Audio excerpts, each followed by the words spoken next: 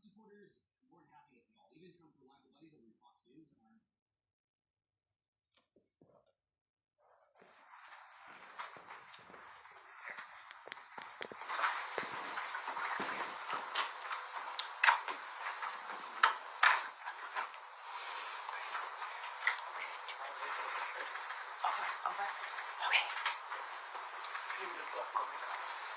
Over. Oh, the microphone. Okay.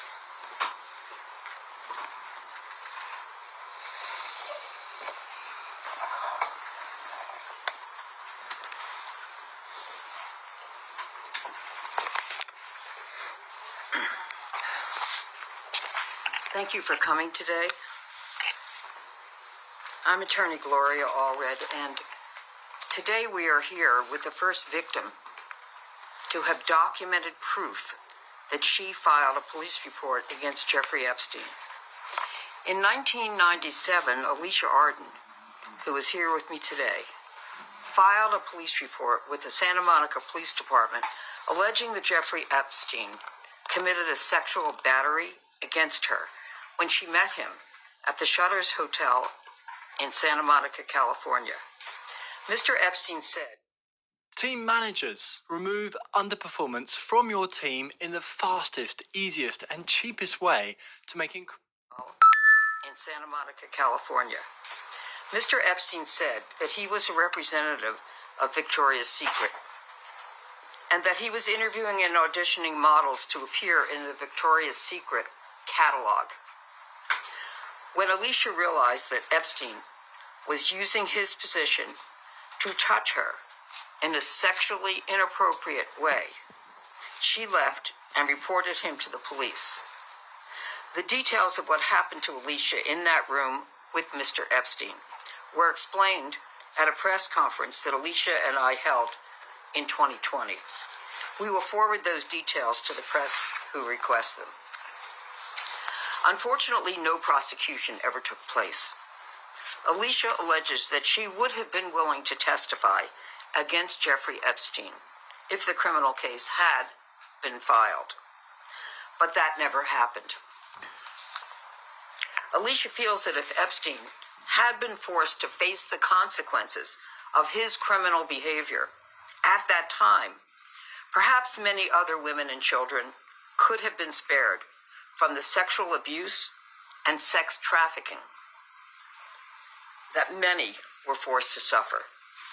The failure of the criminal justice system to bring Jeffrey Epstein to meaningful justice was repeated in the cases of many other victims over decades after Alicia's experience with him, and resulted in Jeffrey Epstein's misconduct becoming worse and leading to child sexual abuse and trafficking of underage girls. It included his friend and co-conspirator, Ghislaine Maxwell's conviction for conspiracy to entice minors to travel to engage in sexual acts, conspiracy to transport minors to participate in illegal sexual act, transporting a minor to participate in illegal sexual acts, sex trafficking, conspiracy, and sex trafficking of a minor. She was sentenced to 20 years in federal prison for her crimes. Now, decades later, the public and many of Epstein and Maxwell's victims are insisting that they want to know how Jeffrey Epstein and Ghislaine Maxwell were able to get away with their crimes for so many years. They also want to know who else may have enabled them or assisted them in their sexual exploitation and trafficking of women and children. They believe that the answers are in the unreleased files of the United States Attorney for the Southern District of New York and the files of the former United States Attorney for the Southern District of Florida and the State Attorney's file in Miami. The battle to learn the truth of what really happened by releasing the files is now in the news almost every day. While the political class takes sides in this battle, the victims of Jeffrey Epstein and Ghislaine Maxwell are often ignored, and the toll that this is taking on them emotionally is often just a footnote rather than a focus of many stories. To date, a few of the more than estimated 1,000 victims of Jeffrey Epstein have decided to break their silence concerning what they believe should happen now and the aggravated trauma they are experiencing because of the constant reporting of Jeffrey Epstein and Ms. Maxwell's names and the allegations against them. We understand and respect the decision of most victims and survivors to remain silent and not become embroiled in the court of public opinion. There are very good reasons not to become involved in what is happening. However, there are also good reasons for victims to break their silence and share with the public their opinions of what should happen next in this battle for truth, transparency, and justice. Decisions being made now by those who have the power to make them, and those decisions are affecting victims' lives and increasing their emotional suffering. Today, Alicia Arden has decided to be one of the survivors who will share her thoughts about some of those decisions. Once again, she is showing her courage by continuing to speak out about Jeffrey Epstein and Ghislaine Maxwell. I am sure that more victims will also break their silence in the future. Alicia will now read a statement responding to some of the key questions that reporters have been asking, but she hasn't previously answered them. After she speaks, I will also briefly respond to the question of whether and under what conditions I believe that the interview of Ghislaine Maxwell by Deputy Attorney General Todd Blanche should be released. In addition, I'll speak to the issue of Congress and its upcoming hearings on Jeffrey Epstein and how it should involve victims in that process. And now it is my honor and pleasure to introduce Alicia Arden. Thanks, Gloria. Thank you.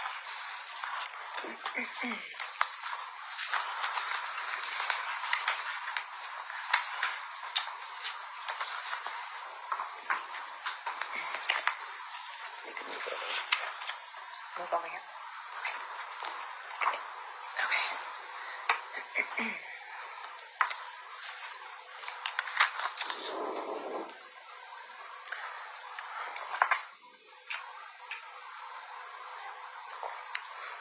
Okay. The first question that I have is, should the files be released? And I believe, yes, the files should be released. I'm tired of the government saying that they want to release them. So please just do it.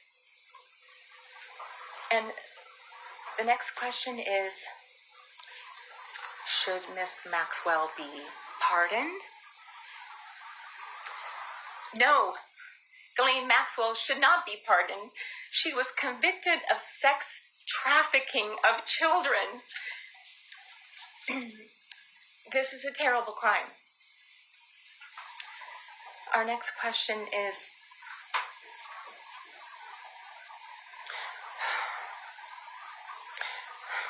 did you ever meet Virginia Giuffre? Yes, briefly. Before Miss Maxwell was arrested, there was a meeting in New York with law enforcement, with either the FBI or Homeland Security, and with many other victims. And Virginia and I were there. And I said, "Hi, Virginia. Did you file a police report?" I did, in California. Virginia said, "No, I could not do that. I could not do that. I was around rich and powerful people." And at the same meeting with victims and their attorneys, the law enforcement agent at the podium asked the victims if they had any questions. Virginia asked why Maxwell was still walking around and free. And the agent responded that they were going to find her. And I'm very glad that Virginia, that she asked that question. I'm very glad. And another question is, do you want Miss Maxwell to testify?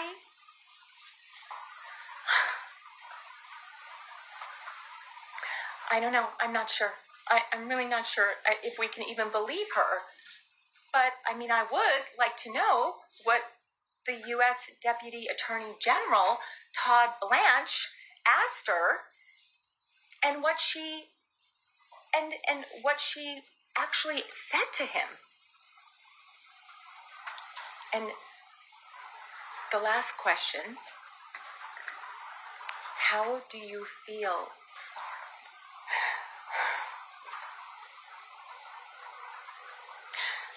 It's a hard one for me.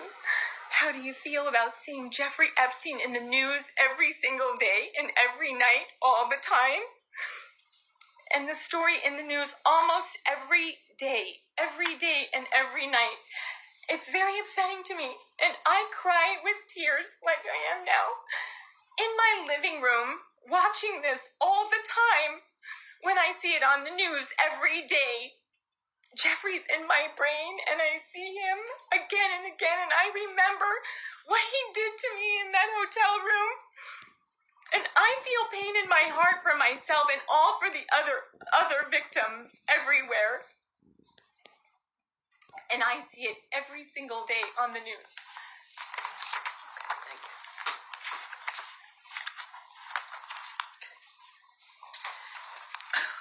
Here are a few of my additional comments. Regarding the question of whether or not Deputy Attorney General Todd Blanche should release a transcript of the questions he asked of Ghislaine Maxwell and the answers that she gave in his 2-day interview of Ms. Maxwell, I believe that he should release the entire transcript of his more than 9-hour interview with her, including all of his questions and all of her answers. I'm aware that Ghislaine Maxwell, in addition to the other crimes for which she has been convicted, was also indicted on 2 counts of perjury. Ultimately, those charges were dismissed. However, the charges cannot be ignored, and other lies that she has told do have an impact on her credibility, and are part of the reason that some victims and their lawyers think that she should never have been interviewed. They do not believe whatever her responses were to the questions asked by Deputy Attorney General Todd Blanche.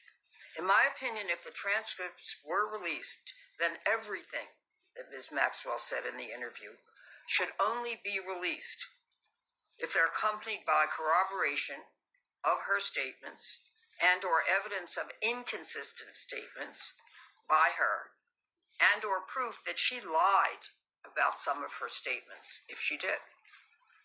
In reference to the planned upcoming hearings in the fall by the House committees, I do believe that there should be a joint hearing by the House committees and the Senate committee. I'm aware that the House subcommittee is issuing subpoenas for many people in the list that they've already developed, including many former attorney generals. I think that they should add to that list former United States Attorney for the Southern District of Florida, Alex Acosta. In addition, I think they should subpoena Deputy Attorney General Todd Blanche and Attorney General Pam Bondi. Finally, victims and survivors of Jeffrey Epstein and or Ghislaine Maxwell should be invited to appear before the House and Senate committees to share how they were victimized by Jeffrey Epstein and Ms. Maxwell, the impact on them of these crimes, and how the criminal justice system has helped them or failed them. Victims should not be subpoenaed or compelled in any way to testify, but they should be invited. Some may wish to testify, but they should be invited and not compelled. And some may want to be anonymous, that is, they would not want their identities known or their faces shown. They should be supported in their request if that is their wish. We need change and new laws to be passed by Congress to better protect victims from the sexual predators. I look forward to sharing my ideas on this subject in the coming days. So finally, in a few moments, I'll take some questions. Alicia will not be taking any questions, but we want to show you this police report. We should also have copies.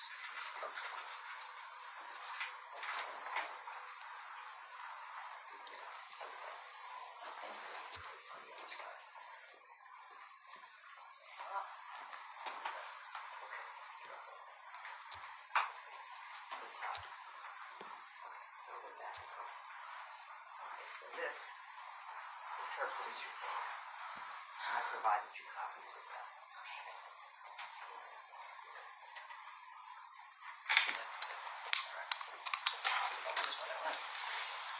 She used the redacted name and the Yeah, here. Trusts. What are they and why use them?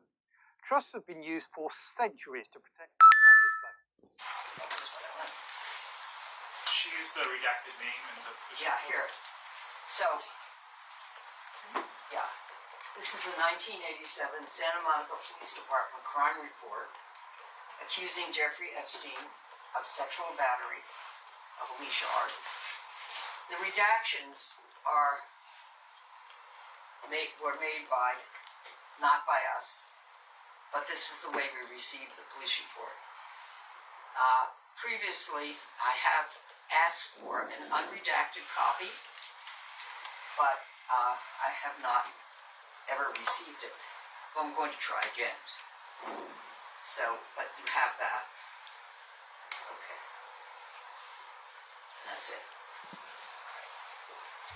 And I'll leave this here if you want to take a look at it afterwards. Okay. Thank you. Come back and sit down. Okay.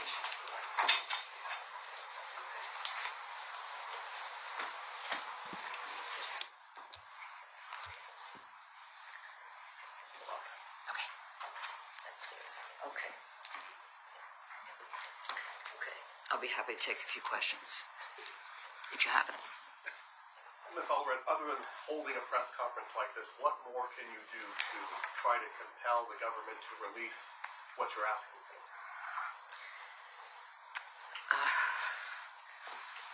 Great question.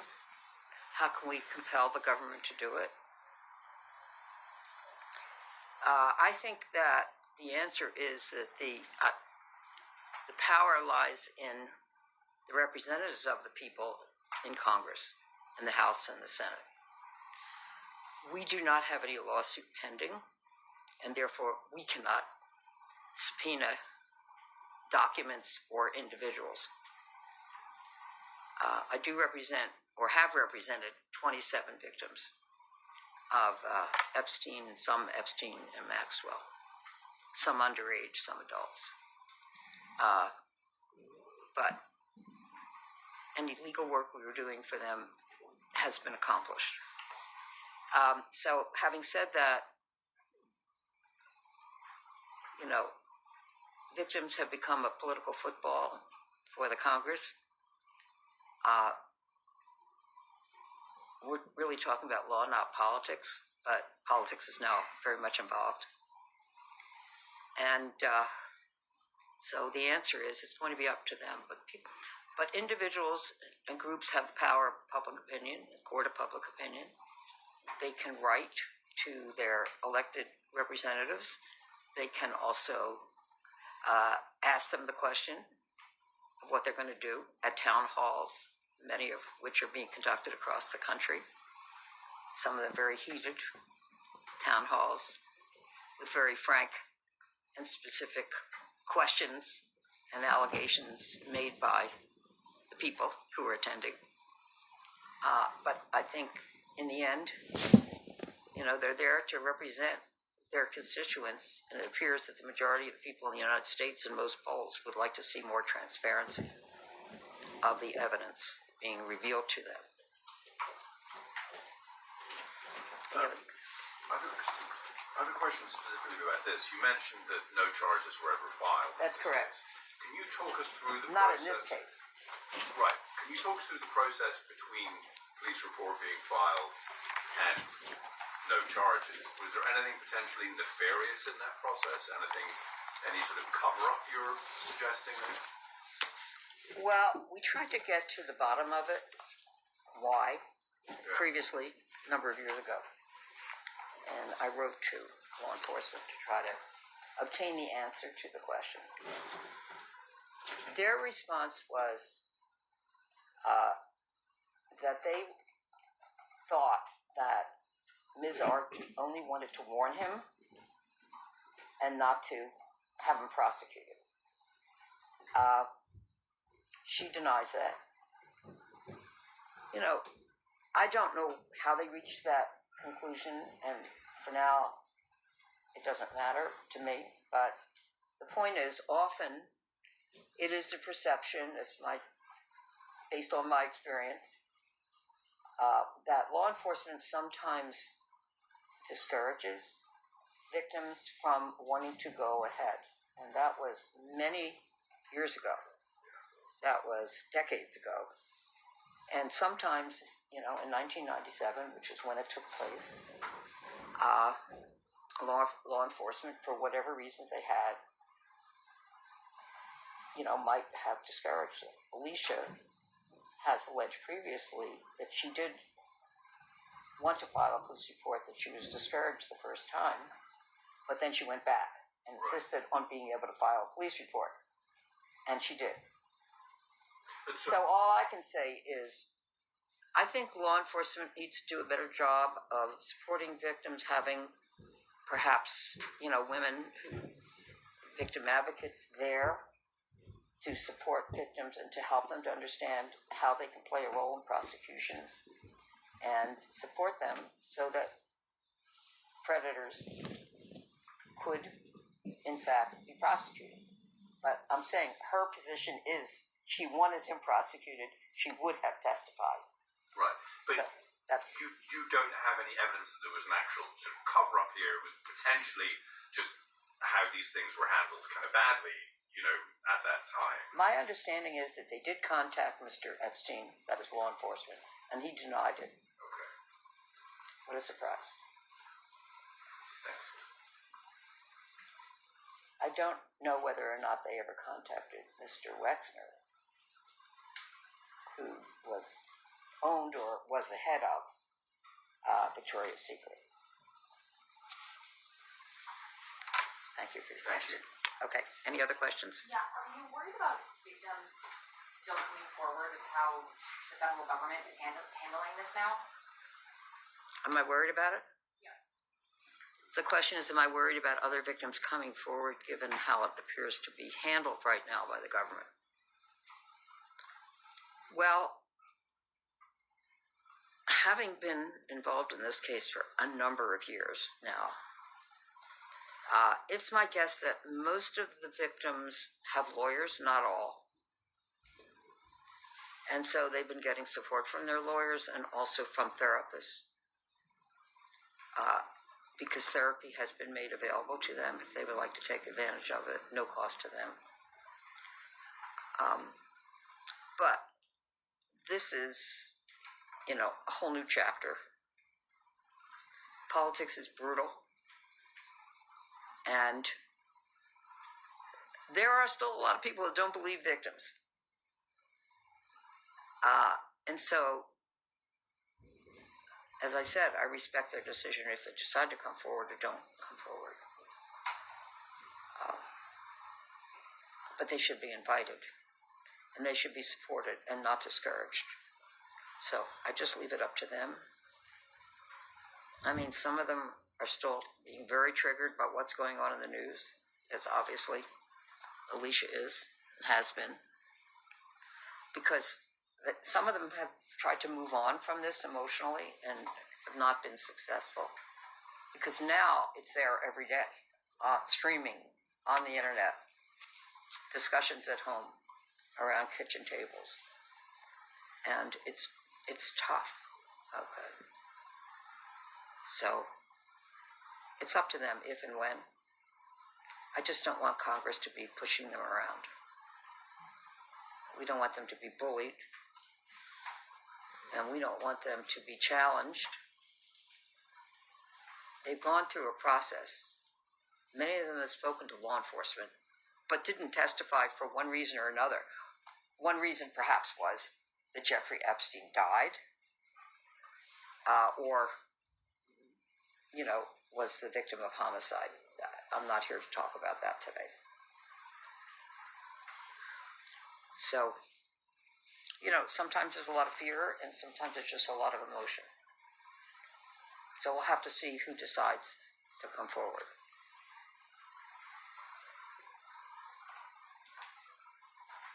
Any other questions? Okay. If not, I will just say that if you do want the details that we gave about what happened in that room, some of it's in the police report, but we talked about it at our press conference in 2020, and just email me and I'll be happy to provide it to you. Okay. Thank you. Okay, let's go.